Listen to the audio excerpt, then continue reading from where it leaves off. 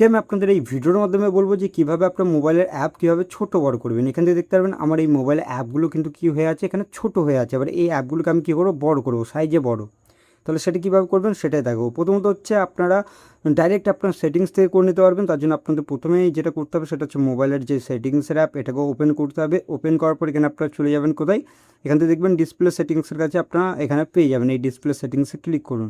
Click করার পর এখান থেকে আপনারা চলে যাবেন কি, এখান থেকে দেখতে পারবেন আপনারা এখানে আপনার একটা অপশান পেয়ে যাবেন। এখানে যদি ডিসপ্লে সেটিংসের কাছে পান তাহলে ভালো কথা, নাহলে পার্সোনালাইজেশন বলে একটা অপশান পেয়ে যাবেন। এই অপশানে ক্লিক করবেন। ক্লিক করার পর একটু উপরের দিকে তুলুন, তোলার পর এখান থেকে আপনার একটা অপশান পেয়ে যাবেন।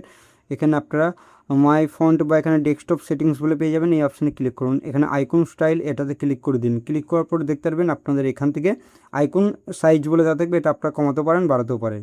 এরকম কমিয়ে দিলে পরে এরকমভাবে করতে পারবেন। আর যদি আপনার মিডিয়াম রাখেন, মিডিয়াম হয়ে যাবে। এখানে অ্যাপ্লাই করে দিন, তাহলে মিডিয়াম সাইজ কিন্তু হয়ে গেল।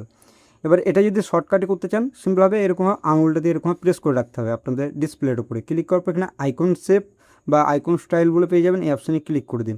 ক্লিক করার পর যদি এটা আপনার বড় করতে চান তাহলে এরকমভাবে বড় করে দিন, তারপর এখানে অ্যাপ্লাই করে দিন। তাহলে দেখতে পারবেন অ্যাপগুলোর সাইজ কিন্তু আরও মোটা বা বড় হয়ে গেল। ঠিক আপনার এরকমভাবে কিন্তু আপনাদের মোবাইল অ্যাপ ছোট বড় করতে পারবেন। এবার আমি এখানে কী করবো, এই অ্যাপটাকে আমি কী করবো, এখান থেকে সাইজে কী করবো, এবার এখান থেকে দেখতে পারবেন আমি সিম্পলভাবে এই আইকন স্টাইলে ক্লিক করছি। ক্লিক করার পর এখানে আমি মিডিয়াম করে নেবো। এখানে 100 করে নিচ্ছি, করার পর অ্যাপ্লাই করে দিচ্ছি। অ্যাপ্লাই করলে পরে দেখতে পারবেন আমার এই সাইজ কিন্তু মিডিয়াম হয়ে গেল। ভিডিওটি ভালো লাগলে অবশ্যই ভিডিওটিকে লাইক করবেন, চ্যানেলটিকে সাবস্ক্রাইব করবেন। চলুন ভিডিওটি আমি